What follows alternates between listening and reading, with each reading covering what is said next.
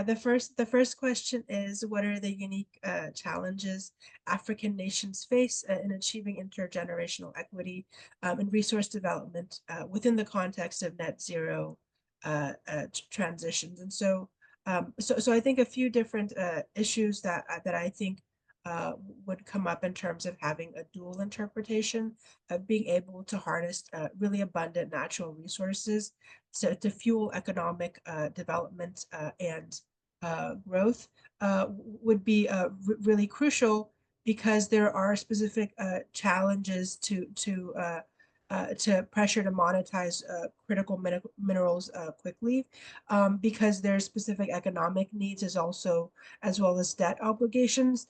And so this urgency also may sometimes lead to unsustainable extraction practices that could deplete resources if there isn't long-term planning. And so I think another resource is the lack of robust legal frameworks, which also exists within the United States. So many African countries may have like weak governance structures to really implement and enforce environmental regulations effectively. So this can also lead to environmental degradation and the loss of biodiversity, which would impact the ability of future generations to meet their own needs. And then there's also a global demand for critical minerals like cobalt and lithium, so which are really essential for renewable energy technologies. And so there also is a surge in places in African nations that are at the forefront of supplying these minerals, which also puts them at risk of the resource curse, where wealth resources don't always translate into broad based economic development. And so there's going to be some issues in terms of having important legal frameworks put in place, and that's where lawyers are involved, and also making sure there's a need for transparent and acceptable governance mechanisms as well. And then I think it's also important to really highlight more the idea of the resource curse and seeing how that could impact intergenerational equity. And I'll go back and just read the initial question again, which is, what are the unique challenges African nations face in achieving intergenerational equity and resource development in the context of a net zero transition?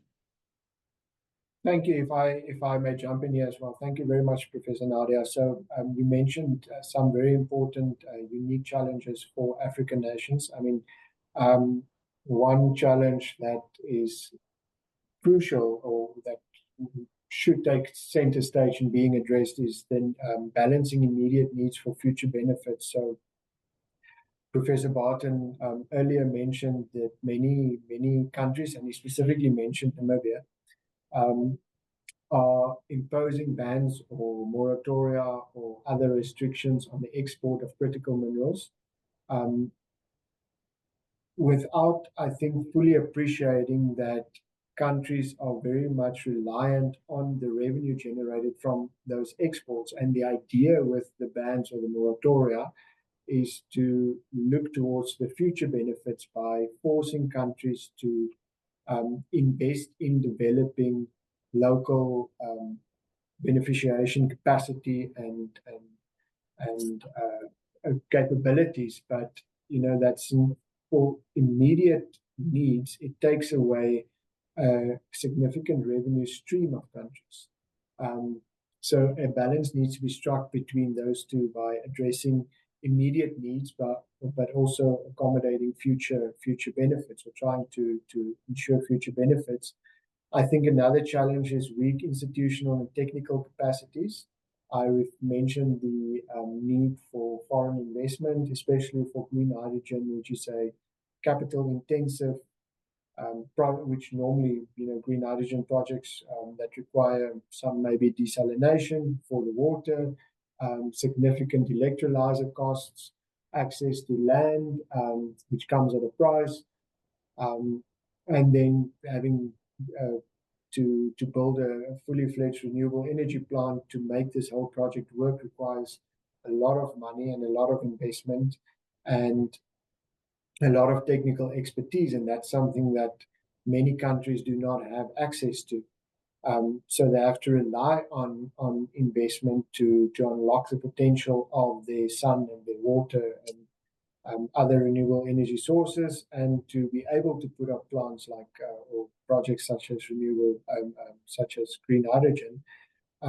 But they often overlook the need at the same time while promoting investment to develop local capacity to do this. So legislative frameworks that accommodate and facilitate these type of projects should also have a component promoting vocational education and training and skills development locally. And that is something that Namibia is currently introducing with its hydrocarbon sector.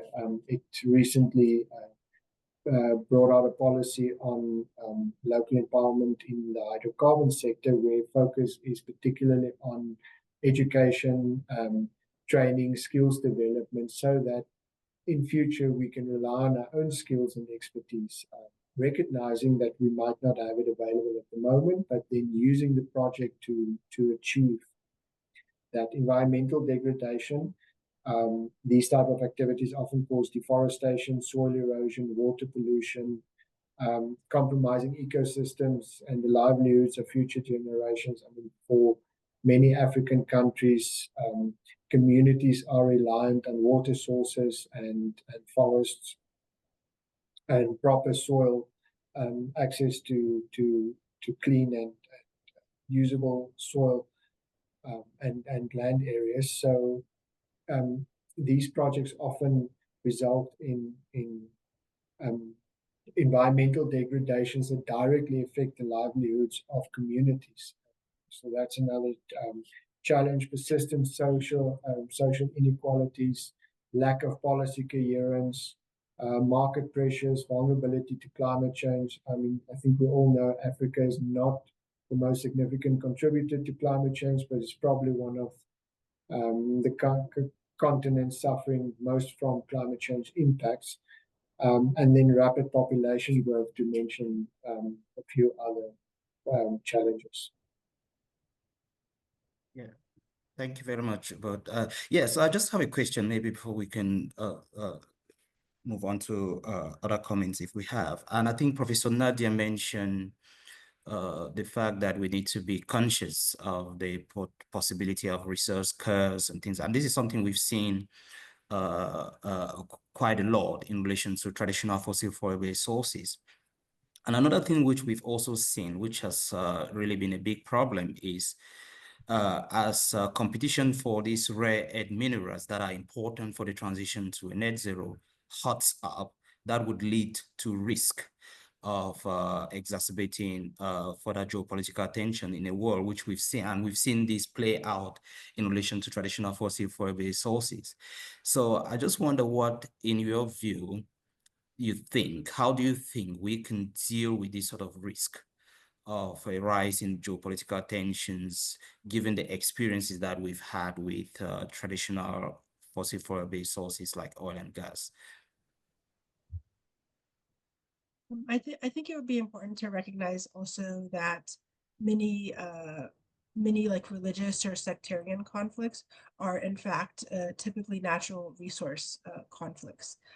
I see this between my parents' home countries of India and Pakistan over water rights, even between in Florida where I live and the state above us, which is Georgia, over water rights as well. And so these are really contentious issues.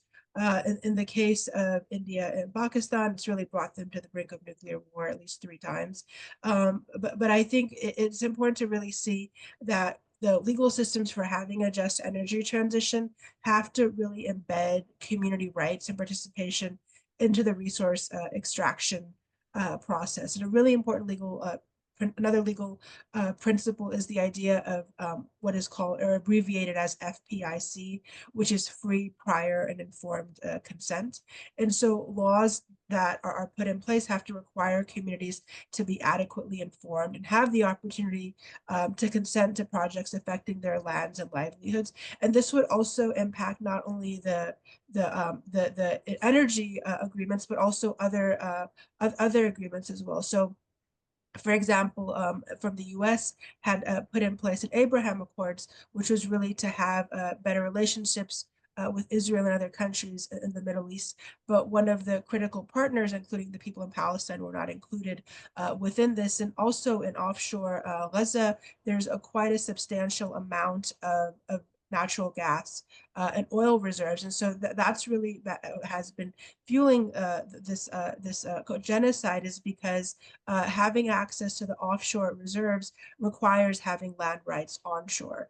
And so it's important to really see how there's missed opportunities with how this is happening. We've seen how the impact of that has played out. And then also you can see the role of having benefit sharing agreements. So there should be legal frameworks that can mandate a portion of profits for resource extraction, which is invested back into local communities through infrastructure, education, and healthcare services. This is really important to think about. And then also thinking about environmental and social impacts. So these, which are abbreviated as ESIAs, are legal requirements that would ensure that potential adverse impacts are mitigated and identified before the project commences. Um, and then you're also going to see legal recourse mechanisms that are in place. So it would be important to strengthen the judicial systems so that communities can seek redress if they are violated. In one of the states in the United States, Texas, there has been concerns about judicial independence and concerns about corruption. So that's not only unique to Texas, but other states as well. So I think it's important to make sure that that is also considered. No, thank you very much. We have another question, which I think would like to get Dr. Hugo's views on. And so how do African countries harness technology to be less dependent on natural resources like oil and gas? And again, maybe we can use the example of hydrogen here, but I mean, I know hydrogen is a little bit further down the road for most African countries, but technology more generally, how can they harness this to be less dependent on fossil fuel-based sources of energy? So it's again a very difficult question, and one with many components. Firstly, let's start with the challenge of harnessing technology to be less dependent on natural resources like oil and gas, specifically from an African perspective, and that is again the costs involved. So it is a reality that we need to face, and the reality that we need to address if we want to promote technology on the African continent for as a way to move away from oil and gas. Now we need investment. That's a reality. I do not think, at least from a Namibian perspective, we can do it ourselves. We don't have access to the finances. We don't have access to the expertise. So we do need to rely on investment, which is not the worst thing in the world if it's properly structured. And there, I want to come back to what Professor Nadia has mentioned as well, and I think Professor Mostert has mentioned. There are various aspects that we then need to consider when we are engaging with foreign investors. Firstly, we as African nations need to decide what it is that we want without framing it necessarily in a Western context, what it is that we as African countries want. And we need to be open to the possibility that the answers might not necessarily lie in law, in the contract, but when we engage with foreign investors and we move towards entering into a long-term agreement with them to set up or to bring this project to life on our domestic soil, there are various things that the local or the host nation should do beforehand to ensure that we are ready to engage in this conversation, recognizing the importance of proper land rights and resource rights from a domestic perspective, having justiciable environmental provisions so that there can be accountability on behalf of the host nation for environmental damage and degradation, formalizing your environmental and social impact assessments, having proper policies and frameworks in place for wealth funds and for benefit sharing arrangements, having your policies clear and recognizing the different competing interests of your host nation and your foreign investor. And you can get guidance on that from various international documents and international organizations, but there are steps that domestic nations need to take as soon as possible, if not already in place, to make sure that when it comes to engaging local foreign investors, that our frameworks will encourage this investment while at the same time empowering the nation. Labor standards and protection of employees, measures of addressing social inequalities. We mentioned the benefit sharing, we mentioned the fair labor practices, formalizing land rights and protecting land rights